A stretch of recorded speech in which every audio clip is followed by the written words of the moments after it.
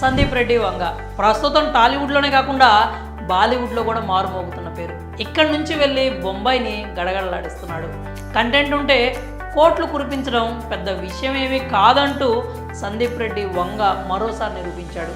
Animal సినిమాతో బాలీవుడ్ని భయపడటమే కాకుండా వాళ్ళ కుంచిత మనస్తత్వాన్ని, కుళ్ళు రాజకీయాలను వారి మీడియా ద్వారా బట్టబయలు చేశాడు. ఇతని టేకింగ్ మాత్రమే కాకుండా డేరింగ్కి కూడా అక్కడి వాళ్ళు వణికిపోతున్నారు. కుర్ర హీరోలతోనే ఈ స్థాయి హిట్లు కొడుతున్న సందీప్ రెడ్డి వంగ చిరంజీవితో మూవీ చేస్తే ఇంకేమైనా ఉంటుందా? అయితే ఆ కాంబో కూడా సిల్వర్ స్క్రీన్ మీద సెట్ అయ్యే దాఖలాలు అయితే కనిపిస్తున్నాయి.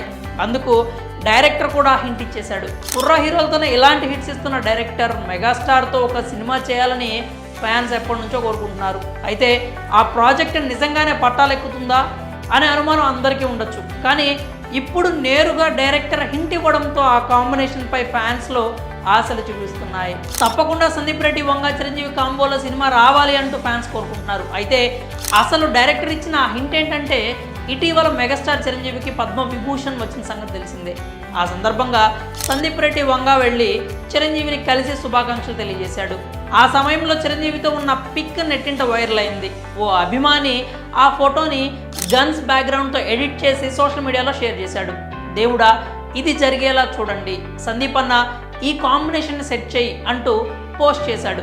ఆ పోస్టుకు డైరెక్టర్ సందీప్ రెడ్డి వంగ లైక్ కొట్టాడు. ఇంకేముంది, డైరెక్టర్ హింట్ ఇచ్చేశాడు అంటూ మెగా ఫ్యాన్స్ సంబరాలు చేసుకుంటున్నారు. సందీప్ రెడ్డి కూడా గతంలో చిరంజీవితో సినిమా చేయాలని ఉందని తన మనసులో మాట బయటపెట్టాడు. అలాగే సందీప్కి మెగాస్టార్ అంటే ఇష్టమని అందరికీ తెలిసిందే. కాబట్టి ఫ్యాన్స్ ఎలాగైతే కోరుకుంటున్నారో సందీప్ రెడ్డి వంగ కూడా మెగాస్టార్ని డైరెక్ట్ చేయాలని వెయిట్ చేస్తున్నాడు అనే విషయంపై క్లారిటీ అయితే వచ్చింది. ఇంకేముంది, సందీప్ చిరు ఎలాంటి కథతో వస్తారు, ఎప్పుడు వస్తారు అంటూ ఇప్పటి నుంచే ఫ్యాన్స్ ఊహాగానాలు మొదలుపెట్టారు. మరి సందీప్ చిరు కాంబినేషన్లో సినిమా వస్తే ఎలా ఉంటుంది, ఎలాంటి కథతో వస్తే బాగుంటుంది,